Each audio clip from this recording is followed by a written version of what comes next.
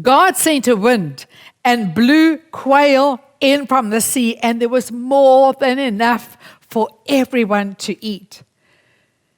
So, God was not happy, family, with their bad attitude. Instead of talking about the good things that God had done for them, they complained. Instead of thinking about the future that God had promised them, He promised them a future, but they still complained. And the truth of the matter is, their complaining and their whining kept them out of entering their promised land, kept them out of their destiny, kept them out of what God had for them. The Israelites focused on the problem and not the promises of God. And when we only focus on the problem and not the promises of God, that too will keep us from entering our destiny. Now let's look at in the New Testament. We're going to switch gears a bit now, and we're going to go to Matthew 8:18. And I want to set the picture for you. Jesus, he had just come down from the mountain. Large crowds were gathering around him. He was about his Father's business. He was healing the sick. We read that Peter's mother-in-law, if you read there, Peter's mother-in-law was sick and Jesus healed her. The centurion came to him and said, Jesus, heal my servant. So many came to Jesus who were sick. A leper came to him and said, Jesus, are you willing to make me clean? And Jesus said, yes, I'm willing. And he healed him. Jesus healed all that came to him. In the evening, the Bible tells us that there were many demon-possessed people. And Jesus cast the devil out of all the demon-possessed people, and they were free. So people were gathering around, and there was a large crowd coming, and Jesus noticed it. And we see in Matthew 8:18, when Jesus noticed how large the crowd was growing, he instructed his disciples to cross over to the other side of the lake. Well, I looked up that word, instruct, and similar words to instruct. And they are to order, to command, to mandate. In fact, the New King James says this, says he gave a command to depart to the other side. Think about that. Jesus is not saying, disciples, let's get in the boat and hopefully we'll make it to the other side. Jesus didn't say, disciples, get a boat and let's see if we can give it a go and get to the other side. Jesus didn't say, well, let's do our best. Hopefully we'll get to the other side, because Jesus knew that the storms arose on Galilee. No, Jesus gave a command. We're going to the other side. In my understanding, and this is from my Bev's version, I think Jesus was exhausted from praying for the sick all day and casting out devils. And so he mandated for the disciples to go to the other side. And we see in Matthew 8:23.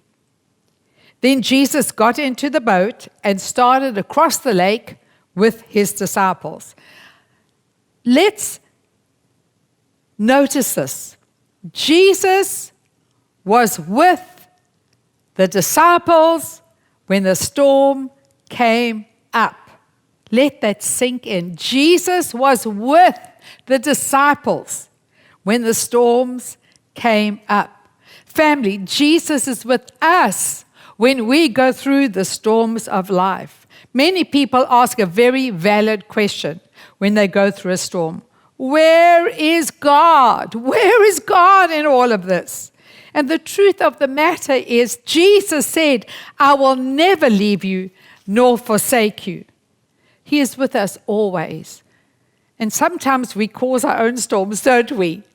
We make foolish decisions, wrong decisions, and then I would like to say most of our storms are caused by an enemy. Why? Because he wants to steal, kill, and destroy us. He wants to distract us from knowing the word and applying the word in our lives, and that's exactly what he did to the Israelites. He got them distracted. They were looking at the problem instead of the promises of God, and they never got the destiny that God had planned for their lives. But one thing I do know, that there are some storms that are not avoidable. And all of us have gone through storms. We've all gone through difficulties, trials, troubles. Many of us experience loss. And many of us have found ourselves in circumstances that we never anticipated we would find ourselves in. But the disciples were in the will of God when the storm came.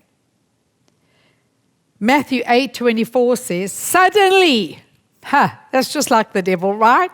He comes suddenly, a terrible storm came up with waves breaking into the boat. Now, the truth of the matter is, if you study about the Lake of Galilee, it is known for storms that come up without warning. So it wasn't long after the disciples had got into the boat, they were probably in the middle of the lake when this huge storm arose.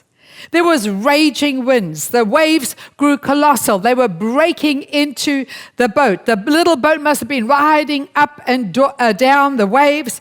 The skies darkened. And this would even put the largest fishing boats at risk, this kind of storm. They said they were like a violent storm. But notice, family, the disciples had been with Jesus. They had seen the miracles that Jesus had performed. They witnessed Jesus casting out demons and healing the sick. Yet, when the storm arose, in that moment, they focused on the waves. In that moment, they focused on the wind. In that moment, they focused on the danger, and they became fearful. And the truth of the matter is, when we focus on the storm, we too will become fearful. Thank you for watching Dr. Bev's YouTube channel. We will continue to offer dynamic and uplifting highlights from Dr. Bev's messages. Please take the time to like and share the videos. And most importantly, don't forget to subscribe to the channel. Keep watching the Dr. Beverley Wolmarans YouTube channel.